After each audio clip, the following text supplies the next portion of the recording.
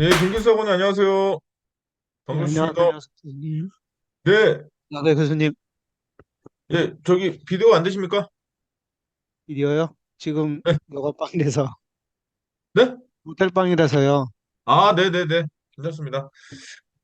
어디 계십니까, 지금? 지역? 울산에 있습니다. 아직 안 끝났습니다. 지금 아직 일이 안 끝났다고요? 저번에, 예, 예. 아, 네네네네. 날씨가 좀 어떠세요, 요새? 날씨는 아침, 저녁 좀 쌀쌀한데요. 점심 네. 때는 괜찮습니다. 아, 요즘 좀 요럴 때, 덥습니다. 예. 이렇게 환절기 때 감기 걸리면 이거 시범 케이스로 굉장히 오래 갑니다. 조심하셔야 돼요. 아, 호감이 걸렸습니다. 아, 그러면 안 되는데. 이거 오래 가는데. 혹시 중간고사는 좀 어떠셨어요? 중간고사를 잘 못 봤어요. 공부할 괜찮습니다. 시간도 좀 그렇고. 괜찮습니다. 그 과제도 있고 기말고사도 있기 때문에 충분히 역전의 드라마는 충분히 쓸 수 있으니까요. 근데 너무 많이 못 봐가지고요. 네, 괜찮습니다. 어차피 뭐 중간고사에 다 못, 아니, 저희 중간고사 잘 본 분들이 많이 없더라고요. 그런 얘기를 많이 하더라고요. 너무 어려웠다고. 어떤 부분이 그렇게 네. 어려우셨어요? 제 입장에서 전반적으로 다 어려웠던 것 같아요. 아니, 아, 강의도 듣는 것도 제 보고 다시 또 뭐 시험 문제 같은 거 있는 것도 좀 보고 기사 시험 문제 있는 것 좀 보고 했는데 네. 그래도 좀 어렵더라고요. 음, 거기가 숙여지는데요. 그러면 안 되는데. 그 혹시 예, 하긴 요번에 안전심리 같은 경우는 요번 학기에 다시 찍어가지고 예, 분량도 많잖아요. 예, 많죠. 내용도 많이 업데이트도 많이 해가지고 뭐 4강 같은 경우는 마음챙김 마인드풀리스 같은 경우는 거의 책 한 권을 한 강에 다 집어넣는 바람에 분량도 굉장히 많아지고 막 그랬는데 그런 부분이 예 강단학원님 안녕하세요. 그 PC가 아니라 이제 모바일인 것 같네요. 맞아요. 네. 예. 왜 PC를 하다가 그 모바일로 갈아타신 아, 이유는 그 태블릿으로 보고 있었는데 배터리가 없어가지고 충전하고 있어요. 아 그러시구나. 그 시험은 좀 어떻게 보셨어요? 저요? 안전 심리. 아, 어, 잘 봤습니다. 네, 열심히. 음 네네. 그러니까 그 안전 심리가 분량이 좀 많죠. 네네. 음 혹시 제가 거기에 이제 그 참고 자료 이렇게 많이 올려놨잖아요. 네. 그러니까 예를 들면 주교재가 있고 부교재가 있고 참고하면 좋을 뭐 이런 거. 근데 제가 이제 그렇게 올려놓은 거는 예전에 이제 그런 얘기를 많이 들어가지고 좀 자세히 알고 싶은데 예를 들면 제럴드 와일드의 리스크 항상성 이런 애들 좀 더 알고 싶다. 근데 그건 사실 더 알고 싶어서 관련된 어떤 참고 자료를 봤으면 좋겠다. 근데 그게 우리나라에 번역이 안 돼 있거든요. 네. 타겟 리스크라고 이게 책이 있는데 그게 번역이 안 돼 있어가지고 근데 원서도 드리기가 그렇고 그래서 사실 그 내용 이렇게 번역해서 넣느라 저도 시간이 많이 걸리고 이런 부분이 없지 않아 있었습니다. 이번 학기에 그거 강의 마무리하면서 3년 전에 찍었던 거에 대비해서 분량으로 따졌을 때 한 절반 이상 더 들어간 것 같아요. 음, 똑같은 13강인데, 그러니까 중간고사, 네. 기말고사 빼고 한 학기가 15주 체제니까 13강에서 그 전에 3년 전에 처음에 찍었던 거 분량으로만 비교해도 한 두 배 이상 더 들어가는 것 같다는 음, 생각이 들더라고요. 요번에 그래서 그 맛보기 강의, 체험 강의 영상 만든다고 제가 다시 돌아봤더니 사실 최종 편집본은 제가 보지 못해가지고 음, 보니까 4강인가? 4강은 거의 2시간 되던데요? 음. 1시간 55분 막 이러더라고요. 그래서 힘드셨겠다. 이 내용 굉장히 많은데 이거. 네. 이정로 학원님 안녕하세요. 안녕하세요. 예. 오늘은 별로 안 피곤해 보이시는데요? 컨디션 좋아 보이십니다. 예. 오늘 좀 저는 쉬었어요. 네. 추셨어요. 아, 저는 지난 주말에 네. 의학회 세미나가 있어가지고 거기 참여하느라고 오늘도 6시간 강의하고 그래서 온라인 강의, 또 저기 라이브 강의 오늘 저녁에 또 3시간 해야 되고, 아, 근데 적성이 중요한 것 같습니다. 전혀 힘들지 적성이 않습니다. 중요합니다. 아, 막 힘이 넘치고 너무 재밌고, 아, 어제 또 자극을 많이 받았어요. 의학회 가서 의사 선생님들하고 또 여러 가지 토론하고, 그러니까 외국의 의사 선생님도 오고, 국내 이제 한의사분들도 오고, 이렇게 하면서 그 자리에서 한 이틀 동안 토요일이 학회가 2시부터 9시까지였고, 어제는 아침 9시부터 저녁 9시까지였는데, 그러니까 과에서 몇 시간이에요? 한 18시간? 19시간 있었던 거잖아요. 자극이 이빠이는 좋은 말 아니야. 자극이 엄청 돼가지고. 왜냐면, 소위 말하는 각 나라에 이 엘리트라고 하는 사람들 저렇게 열심히 공부하는데, 저렇게 그 사람의 신체에 대해서 저렇게 많이 연구하는데, 이게, 안 되겠다. 칼럼을 매달 2개씩 써야지. 이거 쓰고, 논문도 좀 쓰고, 자극을 많이 받고 왔습니다. 그리고 또 아이디어들 많이 받고 와서, 어, 이따 안전연구 방법론 시간에 좀 보여드릴게요. 그 관련된 자료를. 그거를, 예. 그러면, 이런 길도 있구나. 이런 생각이 좀 많이 드실 것 같은 게, 제가 이제 근교육계 관련해가지고 직접 운동치료도 하잖아요. 제가 운동치료 직접 하거든요. 사람들 운동치료하는 거 보도 하는데, 어, 예. 예. 그러니까 접근하는 게, 그냥 트레이닝 할 때는 운동 쪽으로만 접근하는 거죠, 이렇게. 사람의 움직임만 보고, 그 안에서 보는데, 이제, 그, 의사 선생님들하고 같이 교류를 한 10년 넘게 계속 하다 보니까 그것도 보는데 이제 다른 식으로 이제 이 시선이 자꾸 달라지는 거예요. 그냥 어떤 무브먼트가 자체만 보는 것이 아니라 직접 촉진도 해가면서 통증이 어디서부터 시작됐지? 여기에 근육이 뭐가 있고 여기엔 결합 조직이 어떻게 들어가고 힘줄이 몇 개가 지나가니까 요건 얘랑 연결되고 이제 그 막 계속 이렇게 어떻게 보면 경로를 자꾸 찾아가는 거죠, 이렇게. 근데 그게 일반 트레이너나 이런 사람들이 그런 자극을 못 주잖아요. 왜냐면 그렇게 접근을 안 하니까 못 주는데, 그런 분들이 저한테 주는 자극은, 일반 트레이너나 이런 분들이 주는 자극은, 그들이 운동하는 어떤 퍼포먼스를 보면서 자극을 주는 이런 방법은 있어도, 사람의 신체에 대한 어떤, 이게 조감도라고는 맞는지 모르겠네. 그러니까 해부학적으로 접근해보고, 생리학적으로 만져보고, 예, 생체학적으로 이런 것들의 전체적인 리듬을 보고, 막 이런 것들은 이제, 거기서는 접근을 못하는 부분인데, 이제 의사 선생님들하고 교류를 하다 보니까, 또 국내 의사 선생님들이 보는 관점하고 해외 다른 이제 이런 의사 선생님들이 와서 같이 보는 관점하고 이게 전혀 다른 거예요, 맥락적으로. 예. 공부할 게 쌓였습니다. 또 어제 갔다 와서 자극 이빨 받고 봐야 될 것도 되게 많고. 근데 그 한편으로는 아까 강다현 아버님 말씀하셨던 것처럼 뭔가 해야 되는 목표가 또 하나 늘어나는 그런 느낌 있잖아요. 이거 좀 긍정적으로 열심히 한번 해봐야 되겠는데? 막 이런 느낌이 막 드니까. 예, 사실 그래서 오늘 라이브 강의 끝내고 라이브 강의 이거 편집하는 게 문제가 아니고 지난 주말 동안 촬영해 온 거 그거 다 편집해가지고 보기 바빠요. 그 열 몇 시간을 제가 다 찍어 왔거든요. 제가 사실 저 동영상 편집이나 이런 거 제가 디자인도 하거든요. 이렇게 여러 가지. 그러다 보니까 이제 그런 세미나나 이런 거 있으면 어 제가 촬영 장비만 한 5대 있어요. 그럼 제가 다 가져가서 세팅해 놓고 찍은 다음에 제가 다 회수해 와서 이렇게 해서 이렇게 하는 거거든요.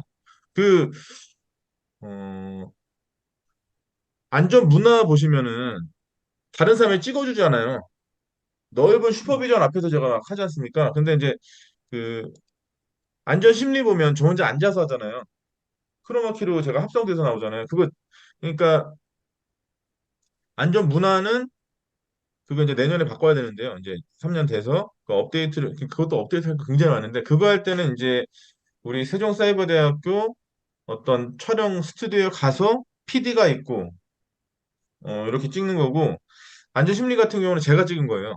편집도 제가 다 하고. 근데 마지막 그 서버에 올리는 것만 이제 제가 직접 올리는 게 아니라 저 뭐냐, 학교 관계자가 이렇게 해줘서 제가 최종본을 그래서 못 봤다가 하는 건데, 그렇게 하다 보니까 아무래도 이제 제가 어저께 갔던 세미나는 정보의학이라고 하는 게 있어요. 그러니까 우리나라는 대체의학이 발달이 많이 안 됐잖아요. 의료보험이 너무 잘 돼 있고.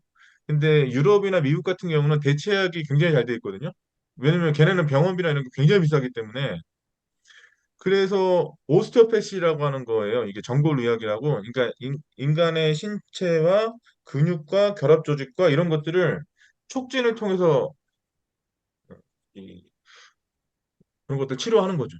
촉진을 통해 근막이나 이런 거. 그러니까 저도 사실은 이분들하고 교류하기 전인 2015년, 2014년 이 전까지만 해도 이런 세계에 대해서 잘 모르고 있다가 처음에 딱 갔을 때는 뭔가 망치로 한 대 맞은 기분 있잖아요. 오, 이게 뭐야? 이런 느낌 있잖아요. 그런 느낌을 딱 갖고 있다가 지난 주말에 좀 신선한 자극을 받은 게 지난 3년간 자극이 없었잖아요. 왜냐면 코로나 때문에 이 학교가 안 열리니까 교류를 못 하고 있다가 3년 만에 이제 딱 토요일, 일요일 이런 분들하고 계속 하루 종일 그 어떤 그들이 하는 촉진 방법이나 그런 그들이 하는 테크닉이나 어떤 진료하는 부분이나 이런 것들을 옆에서도 보고 촬영도 하고 직접도 해보고 직접 받아도 보고 이렇게 하다 보니까 또 그거 아시죠? 이 엄청난 아이디어가 이건 또 이런 식으로 갈 수 있겠는데 막 이런 게 생기더라고요. 그래서 상당히 자극을 많이 받고 지금 많이 고무된 상태입니다. 그래서 뭐 오늘 6시간 강의하거나 이건 아무것도 현선수 학원님 안녕하세요. 네, 안녕하세요. 네, 별일 없으시죠? 날씨 너무 추워. 네네네네. 혹시 읽어보셨어요? 책, 산업안전 보고 그거는 읽어봐서 읽고 친해져야 돼요. 이 법령에 있는 내용은 한 번, 두 번 읽는다고 이해도 안 될 것뿐이와 전체적으로 어떻게 링크가 걸려 있는지 이게 이해가 안 되면 이제 생각의 구조가 막 안 떠오르니까. 근데 처음에는 어쩔 수 없이 걔네들이 인식하는 데 시간이 좀 걸리는 것 같아요. 왜냐면 내가 산업안전보건법이라는 법 체계를 하고 친해지 않다가 이제 얘를 천천히 알아가는 시간이잖아요. 맨 땅에 헤딩하는 시간은 좀 필요하다고 봅니다. 예. 그리고 지난번에 그 위험성 평가 관련된 지침 있잖아요. 지난번에 위험성 평가 관련된 고시 고용도 고시 설명해드렸었는데 또 완벽하게 리셋이시는 느낌이네요. 지금 딱 보니까. 교수님, 뭐 저 질문 하나 하고 예, 들어가도 예, 돼요? 예. 어, 그러니까 제가 질문을 못 올렸던 게 이렇게 아직도 이렇게 안 잡혀가지고 질문이 틀릴까 봐 조금 겁이 나서 안 했거든요. 네. 근데 그 중대재해가 예전에 표현하셨을 때 중대산업재해랑 중대시민재해로 나눈다고 했잖아요. 중대재해처벌법에서요. 예, 근데 그 산업법하고 그리고 건설 현장에서는 건진법 보통 예, 쓰잖아요. 예, 예. 그러면 중대산업재해는 이 산업법 들어가는 그거랑 건진법은 중대산업재해로 들어가나요? 중처법에서? 아, 이게 질문이 맞나? 어, 각자가 다 다른 법이에요. 아, 건진법이나 그러면 산업법이나 중처법은 다 다른 각각의 다 다른 법이고요. 그러면 어떤 한 가지 사건이 네. 그러니까 그러니까 머리에서 좀 헷갈리는 게 중대재해산업 중처법이 가장 위 상위고 그 아니에요. 밑에 그런 이렇게 개념은 이렇게가 아니에요. 아니에요? 상위법이가 하위법 개념이 아니고요. 완전 별개? 그쵸. 별개의 법이죠. 그러면 그래서, 사건 하나가 생기면 한 네. 개의 법에만 적용이 되는 거예요? 그러니까 그래서 제가 지난번에 그런 설명을 드렸던 것 같은데, 어, 예를 들어서 형법에서 이런 규정이 있어요. 내가 하나의 범죄 사실만 했는데, 이 하나의 범죄 사실 자체가 다른 법의 구성 요건에 다 저촉이 되는 경우가 있을 거 아니에요. 내가 하나만 했는데, 산업법에도 들어가고, 중처법에도 들어가고, 다른 법에 다 걸리는 경우가 있을 거 아니에요. 그럴 때는 형법에서 어떻게 얘기하냐면 구성 요건이 같다라고 했을 때 그럼 상상적 경합이라고 해서 가장 중한죄로 벌한다. 이게 형법에 다 나와 있는 내용이에요. 아니 뭐 아, 이게 상상적 경합. 예를 들어서 그런 게 아니라 내가 수개의 행위를 했는데 이게 수개의 범죄에 다 성립된다. 이게 실체적 경합. 내가 하나의 행위를 했는데 여러 법에 저촉이 됐는데 구성 요건이 각각이 다 다르다. 이게 법조 경합. 이런 식으로 각각의 법에서 이 요소를 다 정해놨죠. 그러니까 뭐 헷갈리는지 알겠는데요. 아까 말씀하셨던 그런 각각의 법들 있잖아요. 그 각각의 법들이 만들어 놓은 목적이 있을 거 아닙니까? 네. 산업안전보건법 같은 경우는 산업재해라고 하는 일련의 사건 자체를 예방하기 위해서 만든 법이고, 음, 뭐 산업재해 보상보험법은 말 그대로 산업재해라고 하는 일련의 피해에 대해서 보상하기 위해서 사업자한테 사회보험화 시켜놓은 법이고, 중대재해처벌법은 중대재해라는 다시 원상태로 복귀하기 힘든 비가역적인 큰 사건에 대해서 그 사건이 벌어졌을 때 조직체 내에서의 소위 말하는 최고 책임자라고 할 수 있겠죠. 경영 책임자를 처벌하기 위해서 만든 법이에요. 그러니까 다 다른 음, 겁니다, 이게. 다 똑같이 막 돌아가고 이런 게 아니고. 근데 그걸 어떻게 다른지 알려면 각각의 법이 어떤 사건이 벌어졌을 때 구성 요건이 어떻게 되는지를 다 면밀히 봐야 돼요. 그러니까 이게 소위 말하는 우리가 그냥 저거는 저게 적용되겠네라고 할 수가 없는 게 면밀히 그 내용을 알아야 그 내용에 맞게 규정을 할 수가 있어요. 그래서 법이 어렵죠, 사실은. 음, 음. 그러니까 상위법, 하위법 개념은 아니에요. 음. 우리나라의 제가 저번에 그런 일 말씀드렸죠. 우리나라에 지금 제정되는 법률은 다 근거가 헌법에 있다고, 대한민국 헌법. 그러면서 우리나라 대한민국 헌법의 노동관계법은 32조 3항이 근거 규정이다. 이런 말씀 드린 적 있죠. 기억 안 나요. 내가 어디서 그렇게 떠들고 다니는지 모르겠는데 어딘가 얘기했을 거예요. 제가 어디 얘기했고 32조 음, 3항이 뭐라고 되어 있냐면 근로조건의 기준은 인간의 존엄성을 보장토록 법률로 정한다. 이게 근거 규정이에요. 32조 3항. 대한민국 헌법. 음, 이걸로 인해서 최초로 만들어진 법이 근로기준법. 53년에 근로기준법이 만들어지고 산업재해보상보험법이나 이런 법들이 쭉 만들어진 거죠. 그 산업안전보건법도 근로기준법 내에서 떨어져 나간 법이니까. 아, 저기 산업안전보건법 강의를 안 들으셨어요? 네, 그럼 당연히 이해가 안 되죠. 지금 제가 하는 말 다 처음, 제가 하는 얘기가 다 처음 듣는 얘기겠죠. 네, 아, 사실, 그러면 네, 그렇게 이해 안 되는 게 당연하죠. 처음 들으면, 그러니까 지금 머릿속에 구조가 이게 딱 정해지지 않잖아요. 막, 그막 헷갈리죠. 막 충돌되고. 네, 저번에 이제 산업법 설명해 주시면 산업법 내용에서 계략적인 거나 중첩법은 계략적인 건 잡혔고 인터넷 뒤지면서 이렇게 조금씩 보태지기는 하는데요. 아까 예. 질문했다시피 현장에서 쓰는 게 뭐 산업법, 건진법, 뭐 중첩법, 뭐 여러 개의 법이니까 한 사건에 대해서 뭐 저 같은 경우는 이제 건축법, 그러니까 산업법에도 들어가고 거기다 인명피해가 조금 더 심하면 중첩법, 그러니까 가중 뭐 해서 여러 개의 법이 이렇게 걸치고 걸쳐서 더블로 받는 줄 알았어요, 사실. 아니요, 이렇게 생각하셔야 돼요. 그러니까 지금 뭐 헷갈리는지 알겠는데요. 어, 우리나라 법 체계는 크게 두 가지로 나눠지잖아요. 사법, 공법. 사법. 사법이라고 하는 걸 만들어진 이유가 개인과의 이행에 따라서 손해보상이나 배상이 필요할 때 필요한 법이잖아요, 이거는. 그러니까 민법이나 상법 이런 법들. 네, 그거 말고 공법. 이거는요, 범죄라는 사회 근간을 무너뜨리는 어떤 행위를 저질렀을 때 처벌하기 위해서 만든 법이에요. 형사처벌 규정이 있는 거죠. 그러니까 이런 공법이라고 하는 건. 대표적으로 뭐 형법, 산업안전보건법. 아까 우리 저기 뭐야 사부님 말씀하셨던 그런 법들이 다 공법이죠. 다 국가가 개입해서 뭔가 처벌이 규정이 일어나잖아요. 근데 여기서 중요한 건 우리나라는 성문법주의란 말이에요. 명문의 규정이 해당 조문에 있어야지 처벌할 수 있어요. 관습법이나 이런 게 판례법이 아니에요. 우리나라는. 네? 네. 그럼 범죄가 성립하기 위해서 조건이 필요해요. 그냥 무조건 다 처벌하는 게 아니라 사망했어 처벌 이게 아니고 해당 산업안전보건법이나 중대재해처벌법이나 각각의 법에서 이런 일련의 구속 요건이라고 하는 게 명문의 규정으로 거기 있어야 돼요. 그래야 그 법을 적용할 수 있다고요. 없으면 못 해요. 그거는. 그러니까 지난번에 그 말 기억나시죠? 산업안전보건법하고 중대재해처벌법 가장 큰 차이점은 산업안전보건법은 위반이라는 행위만 가지고도 처벌할 수 있지만 네네. 중대재해처벌법은 위반하는 행위 자체로는 처벌할 수가 없다. 맞아요. 반드시 결과가 필요하다, 결과. 네. 그 결과라고 하는 게 해당 범법에서 중대재해라고 규정해 놓고 있다. 그걸 두 가지로 분류해서 규정한다. 중대산업재해, 중대시민재해. 음, 그러면 예를 들어서 중대시민재해 하나만 예를 들어보면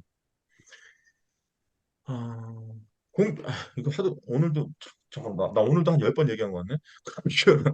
공중이용시설, 공중교통수단, 원료, 제조물의 음, 관리상의 결함에 의해서 그 소위 말하는 중대재해, 사람이 사망하거나 그 일련의 요건은 세 가지 규정인 것입니다. 그렇게 됐을 때 처벌한다라는 명문의 규정이 거기 있으니까 실제로 그게 부합됐을 때 예를 들어서 사업장 내에서 중대재해가 발생했어요. 사람이 사망했어요. 근데 그거 자체가 사업장 내가 아니죠. 지금 중대시민재해죠. 중대시민재해는 사업장 내로 보는 게 아니고 이 네 가지 공중이용시설, 공중교통수단, 원료, 제조물 이 네 가지의 관리사항의 결함이 인정되는 어떤 재해가 발생했을 때 그러면 요거는 어떻게 보냐?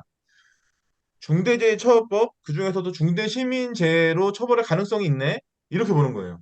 처벌한다가 아니고 범죄가 성립하기 위한 기본적인 요건만 딱 정해진 거예요. 왜? 명문의 규정이 해당 법에 있잖아요.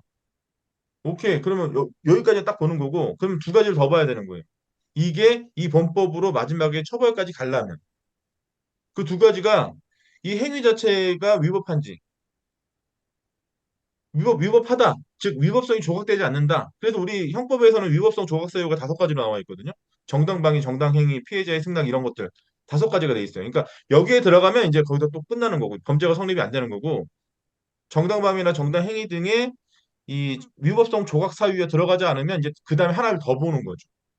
책임을 물을 수 있는가를 보는 거예요. 그럼 거기까지 됐다. 뭐 그러면 이제 이게 범죄가 성립됐어. 그러면 또 보는 게 무조건 처벌하는 게 아니라 이제 기소 요건이 들어가는 것이고 나중에 이제 법정 싸움으로 들어가게 되면 이제 서로 간에 법리적으로 싸우기 시작하는 게 이런 거죠. 이 뭐 어떤 중대재해, 중대시민재해가 발생했어. 이거 자체가 여기 말하는 경영 책임자라든가 이런 사람과의 직접적인 의무사항과의 상당 인과관계가 있는가. 법정 싸움은 그거 하는 거예요. 상당 인과관계가 있냐. 이 경영 책임자가 해야 될 의무와 이 결과 간의 인과성이 상당하냐 이걸 보는 거예요. 만약에 법정 싸움에서 상당하지 않다. 그럼 거기서 또 이 형법권을 부여할 수 없는 거죠. 그래서 예전에 그 기억하시면 산업안전보건법이 2019년에 전부 개정됐잖아요. 전부 개정될 때 여러 가지 사건들이 있었는데 대표적으로 그 김영균이라고 하는 사람 석탄 화력발전소에서 유지보수 작업하다 사망한 사건이 거의 촉매였거든요. 그래서 사실은 산업안전보건법도 전부 개정되고 중처법이 만들어지는 계기도 마련이 되고 뭐 그랬던 거였거든요. 어떤 사건인지 아세요? 혹시 지금 제가 말하는 거? 석탄 화력발전소에서 인제 갓 입사한 사람, 이 사람이 원청 근로자가 아니었고 그 하청업체 근로자였어요. 유지보수 작업을 하고 있었단 말이에요. 근데 그러다가 협작사고로 인해가지고 사망한 사고가 발생했어요. 그럼 사람이 사망했고 그때 당시에는 중처법이나 이런 게 없었으니까 산안법으로 처벌 대상이 되잖아요. 더더군다나 산업안전보건법도 산업재해뿐만 아니라 중대재해도 산업법에서도 규정하고 있거든요. 근데 결론적으로 그 회사 사장 처벌 안 됐어요. 무죄 났단 말이에요. 왜? 아까 말씀드렸잖아요. 이 회사가 사장이 해야 되는 본법에서 그때는 중처법이고 뭐가 없으니까 산안법으로 보는데 산안법에서 규정해 놓은 사업주의 의무와 이 사건 간의 상당 인과관계가 조각됐나 보죠. 이게 연결이 안 되면 그게 범죄 성립이 안 된다니까요. 그럼 처벌할 수가 없어요. 아, 그러니까 형법이라고 하는 게 이런 식으로 작동한다고요. 그러니까 그거를 이해하시고 나머지 것들을 쭉 봐야 돼요. 그러니까 무조건 지금 우리 사업장에서 적용되는 법들이 이렇게 있으니까 이거 한꺼번에 다 봐야 돼. 이게 아니라 음. 일련 어떤 사고나 사건이 발생했을 때 그걸 규정하고 있냐, 해당 법에서. 규정 안 하고 있으면 적용할 수가 없죠. 우리는 성문법주의라니까요. 명문의 규정이 있어야 된다니까, 이게. 산업안전보건법을 들으십시오. 그러면 그러면 도대체 제가 무슨 말 하는지 이해할 겁니다. 왜냐면 이제 좀 이해해야 될 게 형법도 이해해야 되고 형법의 작동 원리, 죄형법정주의 이런 것도 좀 알아야 되고 그럼 산업안전보건법이 굉장히 방대한 법인데 이게 어떤 식으로 작동하는가 이것도 좀 이해를 해야 되고 그러면 이 법과 중대재해처벌법 특히 중대산업재해 간에 어떤 관계가 있느냐, 어떤 대비가 되냐 이런 것도 좀 이해를 해야 되고 그러니까 안전관리하는 데 있어서 법적으로 접근하는 게 최저 기준이에요, 최저 기준. 그러니까 법적 기준을 모르는데 나머지를 한다는 건 말이 안 되는 거죠, 어떻게 보면. 무슨 책 읽어야 돼요? 아니 그냥 가장 이해하기 쉬운 책. 내년 1학기 가장, 때 산업안전보건법 강의를 들으세요. 그게 빠르죠, 뭐. 그래요? 그렇죠. 어, 예. 일단 책 네. 가장 쉬운 거, 누구나 봐도 알 수 있는 책 하나만. 누구나 봐도 알 수 있으면 제가 썼겠죠. 누구나 봐도 이해 안 되니까 그게 아, 어렵죠. 그렇구나. 네. 그리고 이제 어, 법이라고 하는 게 아까 말씀드렸다시피 제가 사법, 공법 이렇게 말씀드렸지만 기본적으로 각각의 법들이 어떻게 작동하는지를 모르면 읽어도 이해가 안 될 거 아니에요? 아까 말씀하셨던 것처럼 상상적 경험이 뭔지 실체적 경험이 뭔지 법적 경험이 뭔지 이거 전혀 모르면 재헌법정주의가 뭐고 이게 왜 만들어졌고 이게 어떻게 작동하고 그러면 책 읽어봐야 개념적으로 내 머릿속에 개념화가 안 돼 있으면 읽어도 이해가 안 가요. 그렇긴 하죠. 그러면 뭐 다 법조인 되죠? 그냥 책 봐서 다 알 것 같으면. 그리고 제가 봤을 때는 일부 책들은 저자도 모르고 쓰는 것 같다는 느낌이 많이 들어요. 이 사람 이거 뭐 알고 교수님 쓰는 건가? 뭔 소리 추천해준 하는 책. 거야? 이거 아, 이야기 이게 기다려. 주교제. 네, 이거. 산업안전보건법. 예. 네. 어, 어, 저기 이제 이거 조금 산업안전보건법 강의할 때 주교제로 쓰는 거예요. 제 대학원 저기 지도 교수님이 쓰신 책인데 어, 저희 대학원 지도 이해하기 교수님이 쉽게 책 돼 쓰실 때 있어요. 제가 교정하거든요. 네. 근데 우리 지도 교수님이 유학을 일본에서 하셨고 그러다 보니까 그래서 그런지 모르겠는데 쭉 읽으시다 보면 어떤 느낌을 받을 거냐면 어려워요, 되게 문장이. 음. 만연체가 되게 많아요. 그러니까 이게 잘 안 넘어가요, 이게 잘 이게 되는 게 아니고 또 더더군다나 우리나라 법률 용어 자체가 일본의 영향을 많이 받아서 그런지 모르겠는데 문장투도 일본어 문장투가 많아요. 그러니까 지나친 뭐 수동태 문장도 너무 많고 그러니까 또 단어도 그러니까 제가 풀어서 설명드리면 이제 이해가 가는데 예를 들어서 급부의무와 부수의무의 사업주의 의무는 그에 대응하는 의무의 급부의무인 뭐 근로자의 뭐 이렇게 되면 무슨 말인지 아시겠어요 지금 제가 하는 얘기? 모르겠죠. 그러니까 부수의무가 급부의무 이 도대체 뭔 내용인지 모르면 자기 의무와 부작위는 어떻게 이렇게 저 책이 그렇게 써져 있단 말이에요. 음, 그러니까 이 개념어를 이해 못하면 안 넘어가요 이게 무슨 말 하는지 모르니까 이게. 예. 그래서 제가 아까 내년 이렇게 돼서 강의를 들으시라고요. 왜냐면 제가 최대한 그거 풀어서 설명해 드리려고 노력하니까. 음. 아니면 저 책 사서 읽어보셔도 돼요. 미리 한번 사서 보겠다. 음, 네. 그게 5판이죠, 강다인 아버님. 네. 네, 5판. 네, 음. 네, 그렇죠. 그리고 다음 저, 학기에 네. 네, 교수님 강의가 어떤 거 있어요? 저 항상 똑같아요. 1학기 아, 때 산업안전보건법하고 그거 근로기업 부담자업 관리 그거 하고요. 2학기 때는 이 세 개 이렇게 왔다 갔다. 음. 네. 근데 저 책 만약에 골격이 사서 읽으시려면 그렇게 1학기 보면 때 되게 좋아요. 있구나. 이게 네? 아, 근골격이 저 2학기 때 한번 들어볼까 했는데 1학기 때 있네요. 네, 1학기 때. 아, 내년에 들어야 돼. 그 근로기업도 잠깐만. 이거 뭐 얘기하다가 또 3,000% 잠깐 빠질라 그랬지? 산업안전보건. 산업안전보건. 예. 나 또 적어 놓을게요. 또 빠지면 안 되니까.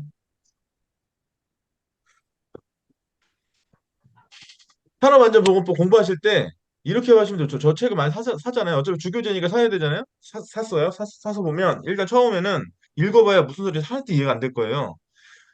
어,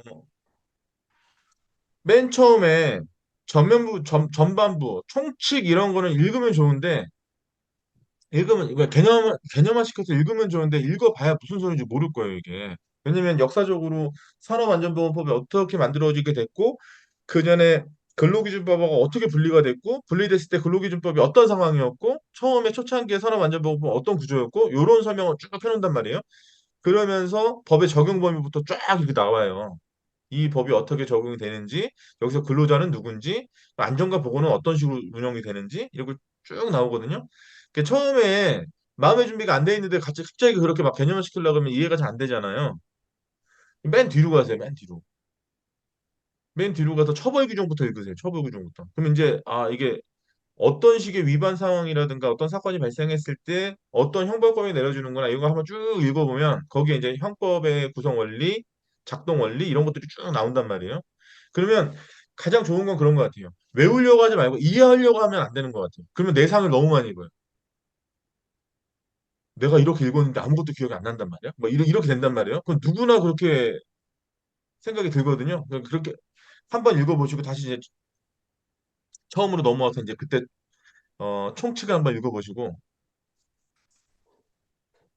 안전보건 기준에 관한 내용들에 대해서 그 3장인가만 나와 있을 거예요. 그 내용 쭉 한번 읽어보시고, 예. 안전보건관리 규정이나 안전보건관리 체제 이런 내용들 쭉 한번 보시고, 예. 그래서 하나씩 하나씩 답습해 나가시는 게 외우려고 하지 마시고 그냥 한번 읽어본다 이런 느낌으로 쭉 한번 훑어보시는 게. 예. 왜냐면 그 근로기준법하고 다르게 산업안전보건법은 거의 다 적용되거든요. 거의 다. 5인 미만 사업장도 일부 빼고는 다 적용되는데, 그러니까 이게 우리나라뿐만 아니라 산업안전보건법의 위상을 가지고 있는 각국에 지금 제정되어 있는 이런 법은 방대할 수밖에 없어요. 적용이 다 되니까 안 되는 데가 거의 없으니까 다 되다 보니까 많이 방대해요. 그러니까 분량이 많단 말이에요. 공부할 게 많아요. 우리나라 법률 구조가 법령 구조가 법률 하나에 시행령령 하나에 시행규칙 하나 이런 식으로 돼 있거든요. 근데 산업안전보건법은 시행규칙이 세개나 됐단 말이에요. 그리고 그 중에 하나인 산업안전보건 기준에 관한 중 673개 조 굉장히 많아요. 이거 위에도 각각의 기술 기준이 다 따로따로 규정되어 있고 고시나 예규가 되게 많아요. 그러니까 그 한꺼번에 접근하려고 그러면 내상이 너무 크고 이해가 당연히 안 되고 그러니까 하나하나 답습한다고 생각하시고 하나하나 보는 거예요. 하나하나. 그리고 더더군다나 법률이라고 하는 거는 개정이 일어나지 않습니까? 바뀐다고요, 막 자꾸. 그러니까 어쩔 수 없이 저거 보시면서 국가법령정보센터 들어가셔가지고 해당 조문 비교하면서 읽어보고. 그러니까 시간이 좀 어느 정도 걸리죠. 그냥 무슨 책 어떤 교과서 보듯이 한번 쭉 읽어보고 끝나는 것이 아니라 이게 확인 작업을 계속 해야 되니까. 그러겠죠? 예. 그리고 또 더더군다나 저건 인쇄본이잖아요. 인쇄본은 인쇄해서 나올 때가 최신이지 시간이 지나면 지날수록 이건 구판이 되지 않습니까? 그러니까 저 책이 나온 이후로 지금 이제 저희 지도 교수님이 또 언제 다음 달인가? 개정판 작업한다고 이제 저한테 초판 보내주신다고 말씀하셨는데 이제 그런 식으로 계속 개정 작업이 계속 일어나고 하니까 그걸 계속 비교해가면서 계속 보셔야 되는 거죠. 그러니까 시간이 어느 정도 걸린다라고 하는 게 네, 초점입니다. 그리고 인터넷 블로그나 다른 거는 굉장히 위험한 것 같아요. 모르는 사람들이 써놓는 게 되게 많고 잘못된 정보도 많고.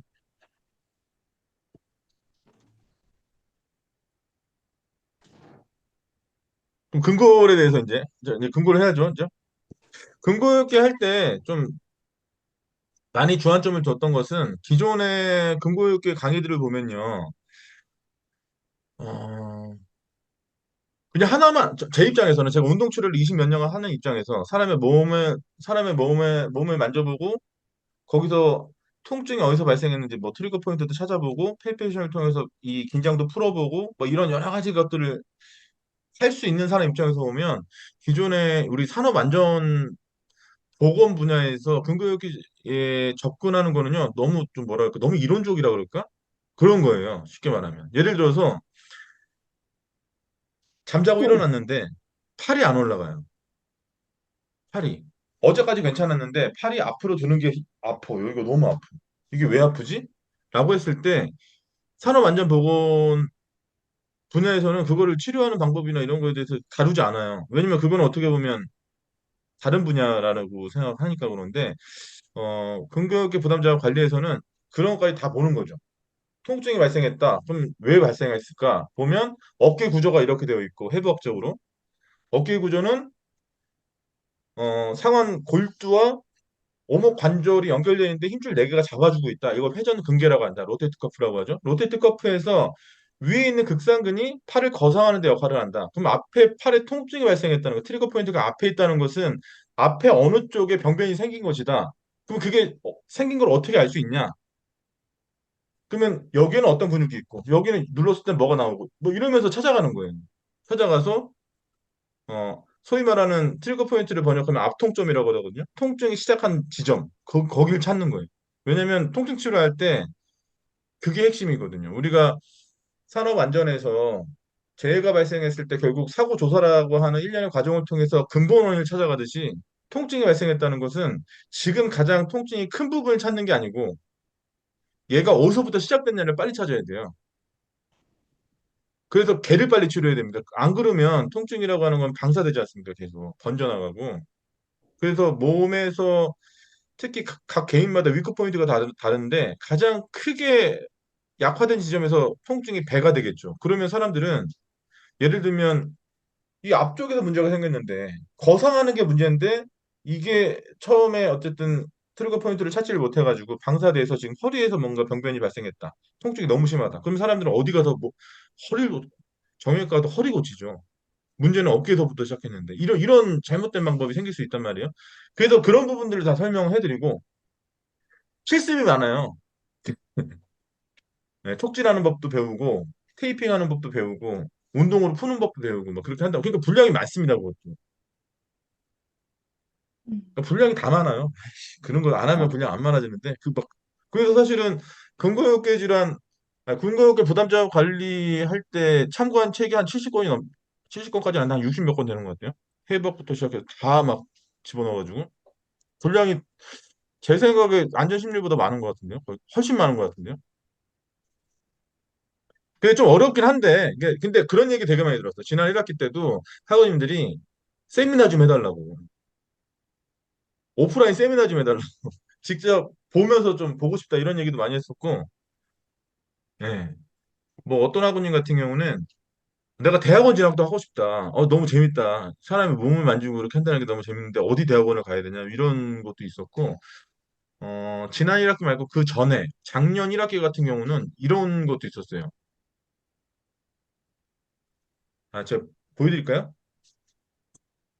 어떤 학우가 네네. 10몇 년 동안 어깨가 아파가지고 치료를 다니고 별거 다니는데도 안 낫는다는 거예요.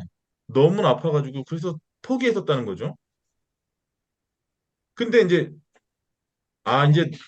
나는 다쳤는데 다친 상태에서 너무 오래 지나가지 만성화돼서 이거 못 고치나 보다 이렇게 했었는데 이제 이게 약간 야바이 같네. 내 입으로 이렇게 잠깐만요. 내 증거 자료를 내 입으로 말하면 이거 너무 이상하니까 잠깐만요. 이거 오래 걸리지 않아요? 금방 찾아.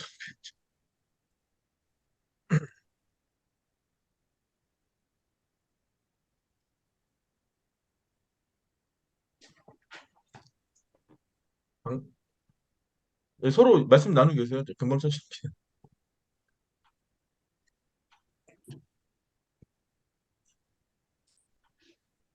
이렇게 부담.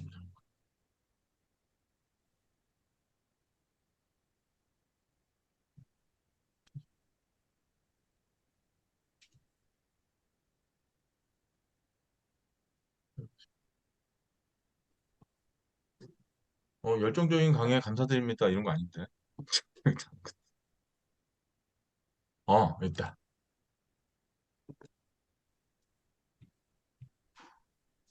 제가 공유해 볼게요.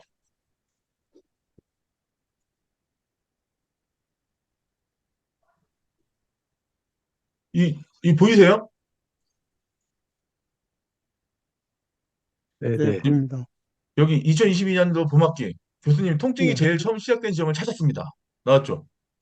예, 15년 동안이나 어깨 주위 질환을 저를 괴롭히는 통증이 시작된 곳, 통증이 제일 처음 시발점을 드디어 찾았습니다. 어쩌고 저쩌고 뭐 해가지고 했다는 거예요.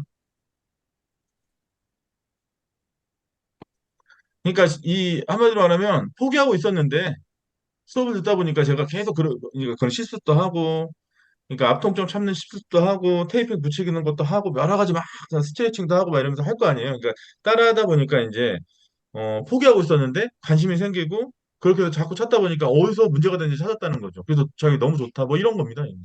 이분 실제로 저희 과도 아닌데 예, 안전공학과도 아닌데 찾아와가지고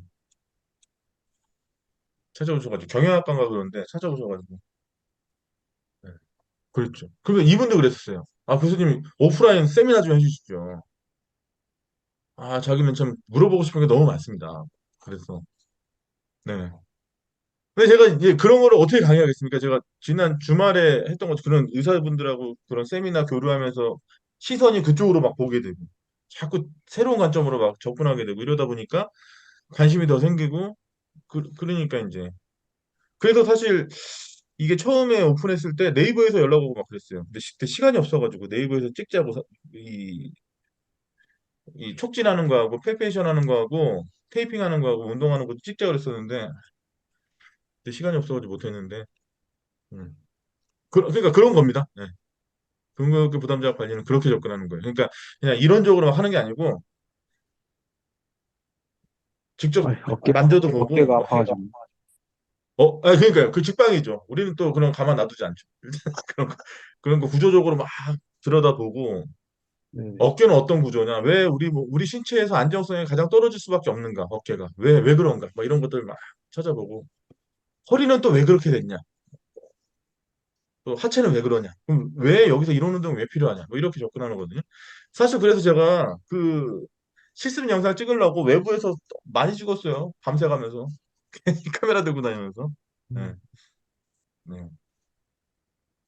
그러니까 병원, 병원을, 병원을 네, 지금 5군데를 옮겨 다니는데 네. 아직 진도가 없습니다. 어디 저도 계신다 그랬죠? 그렇습니다. 아, 그래요? 오프라인 한번 오프라인 만나서 언제 한번. 그래서, 만나서 한번 진짜 한번 해야 되겠네. 근골격계, 네, 네. 네. 예, 제가 그래서 시간이, 어깨가 외부 강의 많이 하잖아요. 아파가지고. 네네, 제가 외부 강의도 하지 않습니까? 네네. 제가 외부 강의 하면 근거있게 강의하면요 한 번도 실패한 적이 없습니다.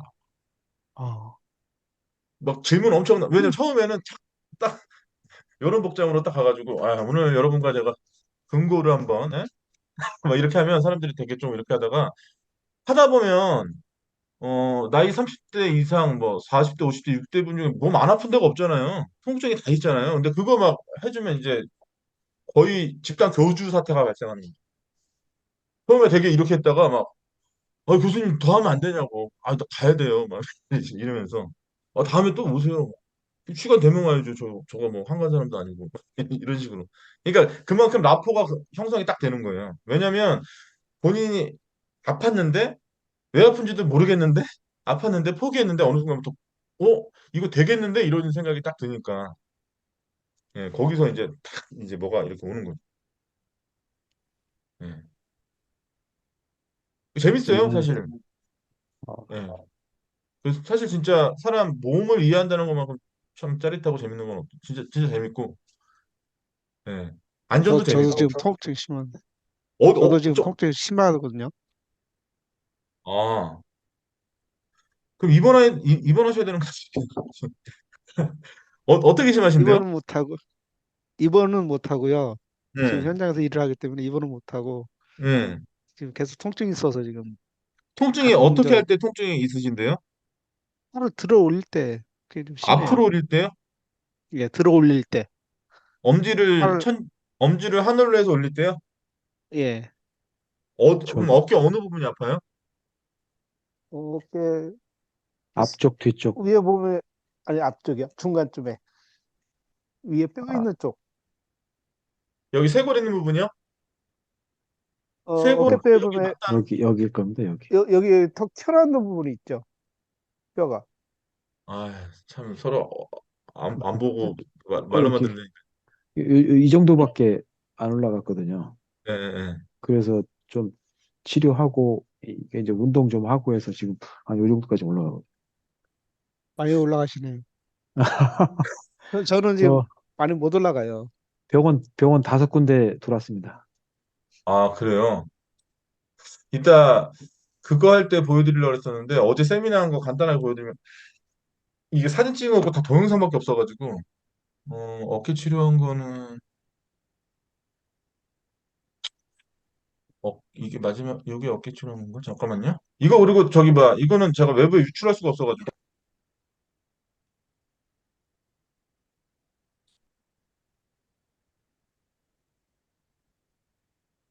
이거는 유튜브 할 때는 못 하고요. 기회, 기회가 되시면은 간단한 체조법 같은 거. 그거는 제가 네. 또 유튜브에 아, 올려놓은 게 있어요. 아, 자, 이 영상 보이세요? 네네. 네, 보입니다. 네, 이분이 스트레스라고 이제 외국인 의사고요. 이거 지금 요쪽 그 견갑골 쪽 치료하고 있는 거거든요. 그래도 선생님은 최선을 다했으면 기분이 괜찮다고 하십니다. If you're going to start feeling like a failure because it didn't work, 효과가 없었다고 실패자라고 느낄 필요가 없어요. then your results are going to get even worse. 그럼 He snapped.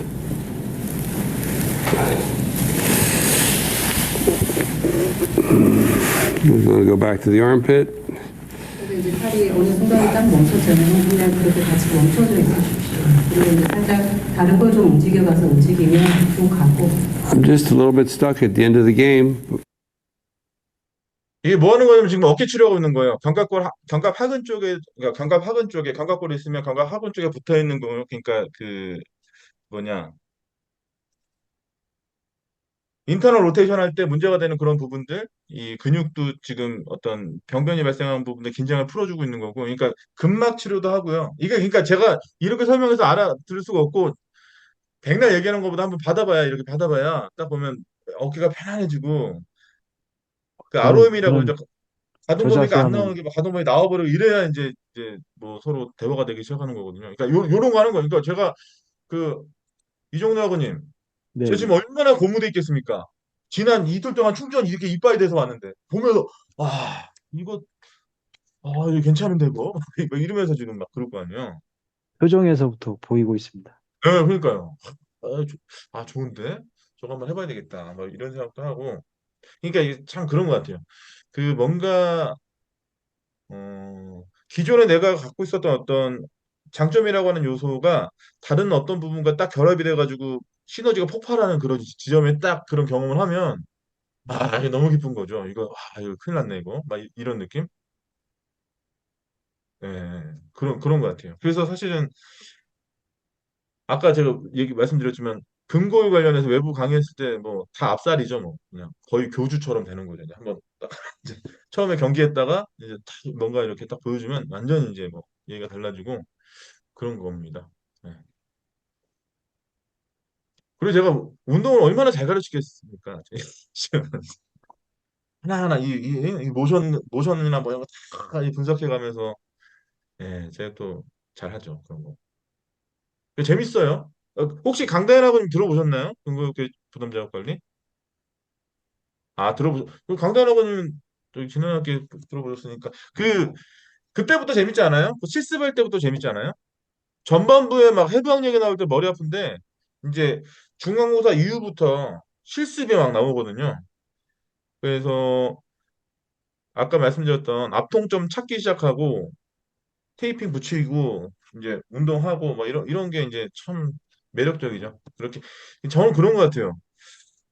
자신의 몸을 잘 이해하고 내가 가지고 있었던 어떤 운동 능력을 나이 든 것과 상관없이 계속 유지할 수 있는 그 기쁨? 나는 죽지 않았어. 계속 뭔가 나는 할 수 있어. 왜냐면 우리 이정래 학원님 그런 거 많이 느끼시죠.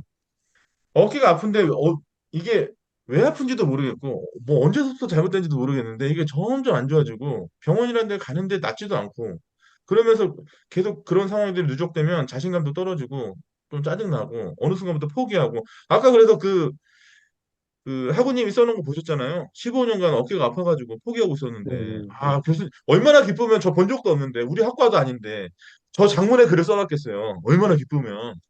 네. 저 예, 이해갑니다. 네. 예. 그걸 찾았다고 자기 압동점을 찾아서 그래도 이렇게 글 쓰는 게 어쨌든 저한테 제가 아이디어를 듣다 보니까 아이디어를 얻었다. 고맙다. 뭐 그런 내용이죠. 음. 그리고 우리 학우님들도 할 수 있습니다. 예, 할 수 있죠. 그리고 이 운동하는 게 얼마나 재밌는데요. 예. 그러니까 언제 한번 운동하는 만나가 할 거 많네. 산업법도 정리해야 되고 위험성 평가도 해야 되고 왜 이렇게 할 게 많아? 예. 근데 참 저는 개인적으로 그런 부분에 있어서 상당히 어, 우리 학우님들하고 이제 뭔가 이렇게 공유하고 이렇게 그러는 게 재밌죠. 예. 그래서 사실은 제가 대학원 가보시라고 자꾸 말씀드린 이유가 바로 그런 거예요. 그렇게 전혀 내가 그 전까지 접해보지 못했던 접근법 그런 것들 한번 접해보고 그 했을 때그 뭐랄까요? 이런 거 있잖아요. 내가 여태까지 이게 최고야. 이거가 나의 전부일 거야. 이게 내가 정말 최선의 목적이고, 요거 이쪽으로 가면 돼라고 했는데 어느 순간에부터 어떤 거에 의해서 그게 부정당할 때, 내가 이게 최선이라고 생각했었는데 이게 부정당할 때 되게 기분이 나빠야 되는데, 이런 뭔가 이 의사 선생님들 얼마나 공부 열심히 합니까? 저 아까 스티브 사넷 그 사람 한 번 올 때마다 얼마 주냐면 2만 달러 이상 줘야 돼요. 이틀 듣는데 수업. 그럼 한 사람이 내는 비용이 얼마겠어요? 근데 더더군다나 주말 본인들 병원 다 개인 병원 운영하시지만 병원 다 그러니까 주말에 쉬어야 되잖아요. 근데 토요일 날 오후 2시부터 저녁 9시까지. 이거 당연히 집에 못 가니까 그 주변에서 숙식하면서 그 다음날 아침 9시부터 저녁 9시까지. 근데 그것만으로도 자기 개발뿐만 아니라 얼마나 그 긍정 에너지 있잖아요. 그게 참 사람 환장하게 만들죠. 뭔가 주말에 하나도 못 쉬었는데 소모되는 느낌이 아니라 굉장히 충전된 느낌이에요. 그러면서 뭔가 씨, 내 이게 이대로 있으면 안 될 것 같은데 막 약간 그런 거. 그러니까 그분들하고 경쟁은 아니지만 저는 의사가 아니니까. 근데 이제 다른 의미로서 나는 나의 분야에서 이런 부분을 더 특화시켜야 되겠다. 뭐 이런 생각을 더 많이 하게 되고. 네. 그 근골격계 관련해서 이렇게 치료하고, 뭐 어떤 그런 강의하고 하고 하실 때 네. 의사분들한테 어떤, 어, 그런 건 안 들어오나요? 컴플레인요? 예, 왜 들어오죠? 왜냐면 저는 제가 의료행위를 하는 게 아니에요. 제가 그러니까 누구 뭐 네, 고치고 뭐 이렇게 하는 게 아니라 저는 단순하게 하는 게 팔페이션을 왜 하냐면 고치려고 하는 게 아니라 통증이 어디서부터 시작됐는지 보려고 하는 거예요, 그건. 음, 왜냐면 그걸 빨리 찾아야지 그 주변 근육을 어떻게 풀까 막 생각할 수 있고 그 제가 하는 방법은 의사 선생님들은 한의사는 침을 하거나 뭐 카이로프락틱이나 이런 테크닉을 쓰지만 저는 운동으로 치료하는 거거든요. 그러니까 제가 음, 그분들이 본인의 영역 침범다고 생각하면 저 같은 사람 어제 같은 경우 그저께 불렀겠어요? 그 학교에? 예, 응. 그 제가 몇 년간 거의 10년 되는 시간 동안 같이 할 수가 없죠. 근데 저는 의사는 아니고 근데 어쨌든 제가 20 몇 년간을 제가 운동으로 사람들을 치료를 하고 있으니까 그런 방법으로 그 제가 안전보건 교육 가서 사람 이렇게 치료하게 그건 아니잖아요. 그게 네네. 아니라 저는 순수하게 움직임으로 가지고 움직임을 갖고 뭐 가동 범위가 제한돼 있으면 가동 범위를 원래 가동 범위로 나오게 만들고 뭐 이런 걸 하는 거죠. 그 2시간 만에 교주가 되는 겁니다. 그러니까. 그 관계 정립은 잘 하신 것 같습니다. 저는 하도 고소고발을 많이 당해가지고. 고소고발이요? 어떤 고소고발이요? 이게 어떤 뭐 제품을 개발해가지고 하다 보면은 어떤 뭐 의료 약품 이렇게 아니, 과다광고나 막 그런 쪽에. 아니요. 근데 저도 지금 거의 10년 가까이 되는 시간 동안 저런 세미나 했으니까 저도 뭐 그 관련되는 서티나 이런 거 많죠. 근데 제가 뭐 그런 거를 중요하다고 생각 안 하니까 드러내지 않는 것뿐이지. 예, 예, 예. 그리고 저는 뭐 안전공학이 그러니까 안전 관리 이쪽 분야가 제 주 영역이지 뭐. 제가 저쪽. 근데 이제 이거는 기존의 우리 분야에서 이 보건 쪽으로 접근하는 방식과 다르게 접근한다는 거죠. 그렇게 뭐 유해 요인 조사 뭐 이런 식으로 가는 게 아니고 나 그런 건 관심 없고 진짜 사람의 몸, 신체에서 이런 부분이 안 되면 그게 왜 안 되는지 그거 한번 찾아내보자. 빨리 고쳐보자. 뭐 이런 식으로 접근하는 거니까. 그래서 사실은 우리 학우님들이 근교육교 부담자격 관리 딱 들으면 무슨 의대 무슨 수업 듣는 것 같다고 뭐 그런 얘기도 많이 해요. 왜냐 해부학 공부, 생리학 공부하고 막 이러니까. 근데 저는 기본적으로 그게 필요하다고 생각하거든요. 자기 몸의 원리도 모르는데 무슨 뭘 하겠어요. 그거는 좀 이상하다는 생각이 들고 그걸 할 수 있어야지 그 기본적인 백데이터가 있어야 촉진도 할 수 있고 테이핑도 할 수 있고 운동도 할 수 있고 운동도 그냥 하는 게 아니거든요. 몸의 기본적인 메커니즘 자체를 이해하고 움직이는 게 맞는 거고. 그래서 제가 가르쳐 드리는 방법은 각각의 개인들이 할 수 있는 가장 최적의 방법을 가르쳐 드릴 수는 없고 저는 당연히 그건 안 되고 제가 가르쳐 드리는 방법은 가장 안전한 방법. 이렇게 하면 안 다쳐요. 라고 하는 방법을 가르쳐 드리는 거죠. 네. 한번 뭐 내년 1학기 때 한번 네. 아마 네. 내년 1학기 때는 다시 찍을 것 같은데 그럼 분량이 또 엄청 늘어나겠죠? 네. 네. 지금 구상 중에 있는데 기존에 우리 학우님들이 좋아하셨던 부분을 더 강화시키고 너무 어렵다고 하셨던 부분들은 좀 걷어내려고요. 왜냐면 또 우리 근육학 용어나 이런 게 또 너무 어렵거든요. 뭐 예를 들면 아까 말씀드렸다시피 뭐 스피너터스가 어떻고 뭐 이렇게 하면 뭐 너무 어려우니까 그냥 그런 거 다 빼고 예, 아실 수 있는 그런 부분만 흥미 위주로 좀. 근데 또 모르겠어요. 지금 구상을 하고 있는데 그래서 사실은 어 근거역계 부담 작업에서 직접 운동 실수도 제가 보여드렸었는데 그렇게 안 하려고요. 이제 다른 트레이너가 더 멋진 친구가 그런 것도 보여드리고 전 설명해드리고 이렇게 하는 게 맞는 것 같아서 예, 그렇게 생각입니다. 아무튼 오늘 또 제가 또 얘기 다 했네요. 별 영향가 없는 얘기 계속 한 것 같은데 고생 많으셨고요. 네, 저기 다음 주에 또 뵙도록 하겠습니다. 한성사님 또 한 주 동안 저 고민됐던 거 잘 쌓아놓으셨다가 이게 인터넷 찾지 마시고 잘못된 정보 너무 많으니까 다음 주에 저한테 또 문의 주시면 제가 또 아는 한도 내에서 말씀드리도록 하겠습니다. 네, 감사합니다. 네, 고맙습니다. 감사합니다. 네, 안녕히 계세요.